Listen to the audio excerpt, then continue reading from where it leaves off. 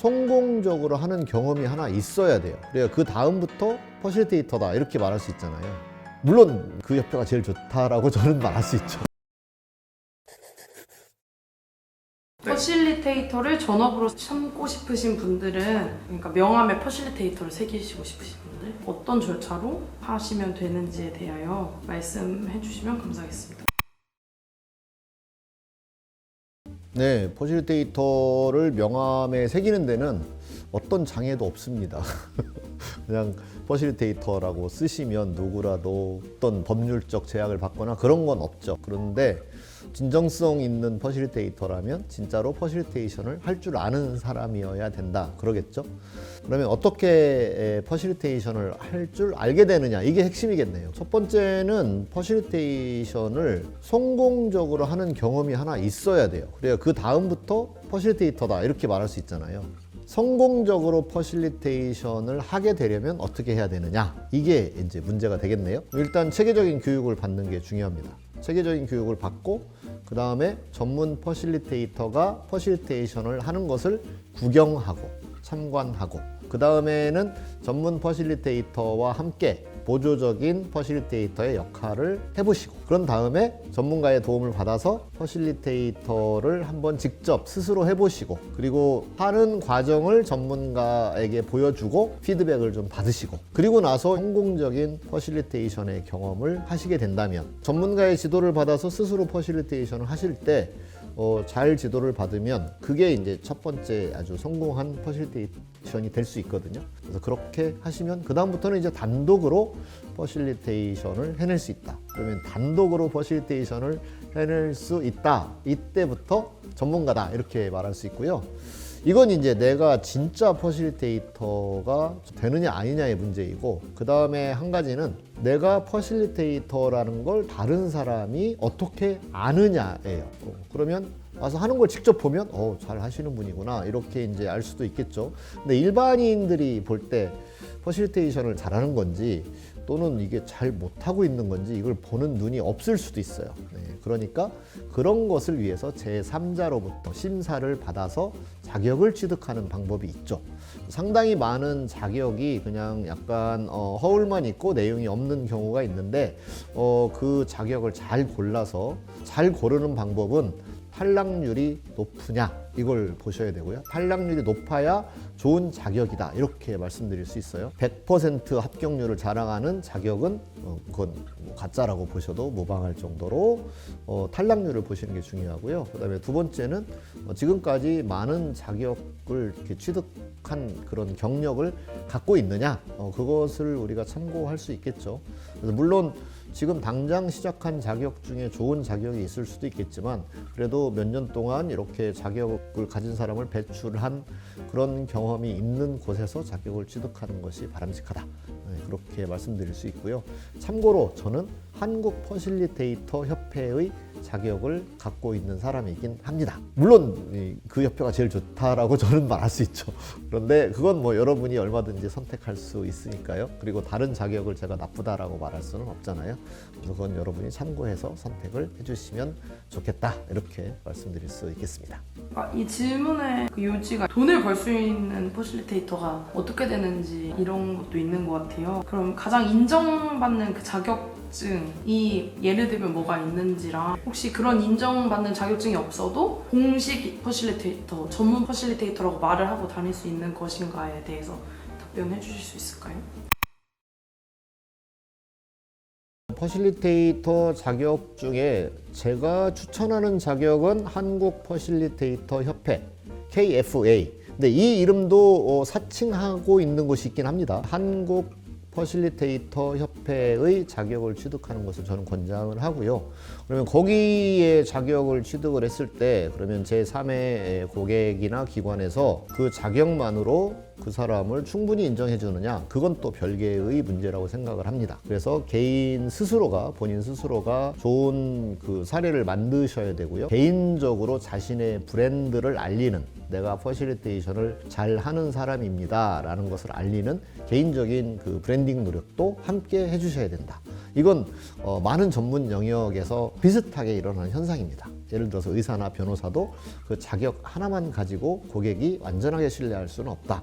그렇기 때문에 뭐 검색을 해서 평판을 들어보기도 하고 수소문을 해서 어느 의사가 잘 진료를 하느냐 또는 어느 변호사가 성공률이 높으냐 이런 것들을 물어보잖아요. 그래서 그런 거와 마찬가지로 내가 실제로 그런 경력을 쌓아가는 것, 성공의 사례를 많이 만드는 것, 이것이 매우 중요하다 이렇게 말씀드릴 수 있죠. 퍼실리테이터가 되어서 돈을 벌고 싶으시면 어떻게 하면 되고 퍼실리테이터들은 수익을 어떻게 만드시는지에 대해서.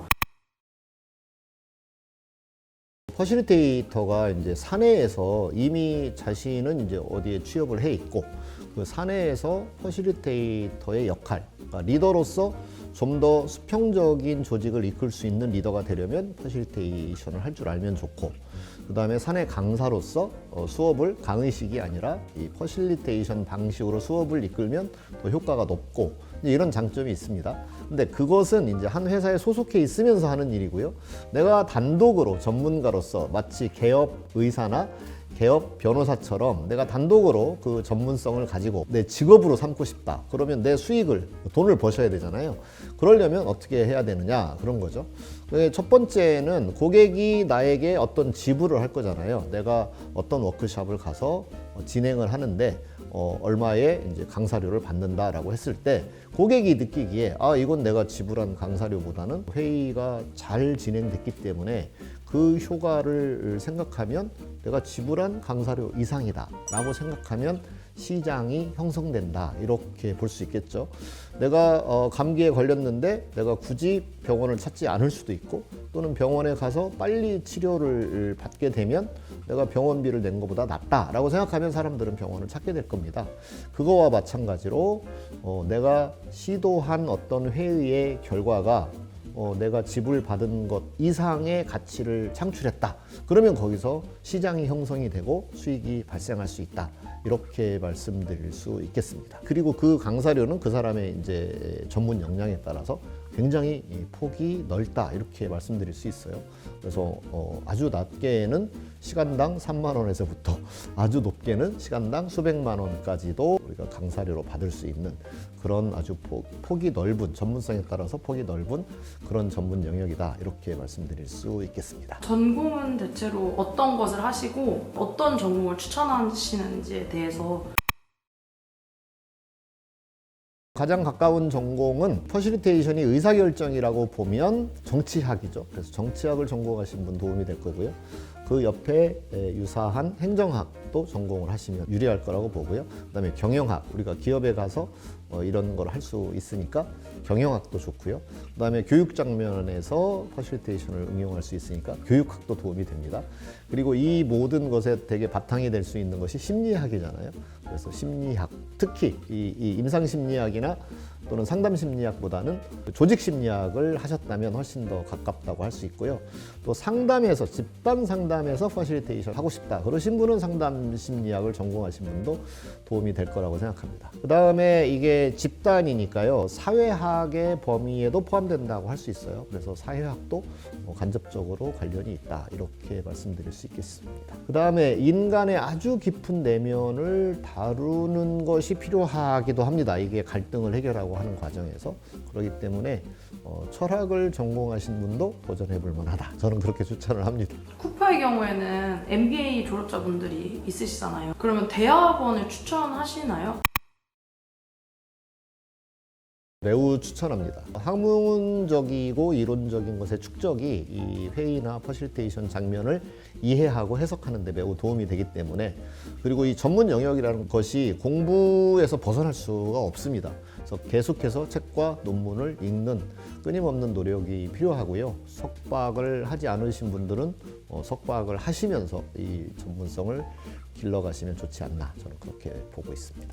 그럼 마지막으로 전문 퍼실리테이터가 되고 싶은 분들에게 조언의 한마디. 우선은 퍼실리테이션이 세상에서 필요로 하는 것이냐라는 것을 좀 깊이 고민하는 게 필요합니다. 그래서 내가 이 하는 일이 세상을 돕는 일이구나, 어떤 점에서 어떤 가치가 있는 것이구나에 대한 본인 스스로의 마음의 정리, 이것을 하신 다음에 그 길을 걸어가는 것이 필요하고요. 그냥 이게 어떤 돈벌이 수단, 내가 하나의 직업을 얻어야지라는 것으로 접근을 하시게 되면 어느 한계에 부딪혔을 때에는 그 아까 말씀드린 좀 굉장히 그 고퀄리티의 그런 전문가로 성장하기에는 한계가 있을 수 있어요.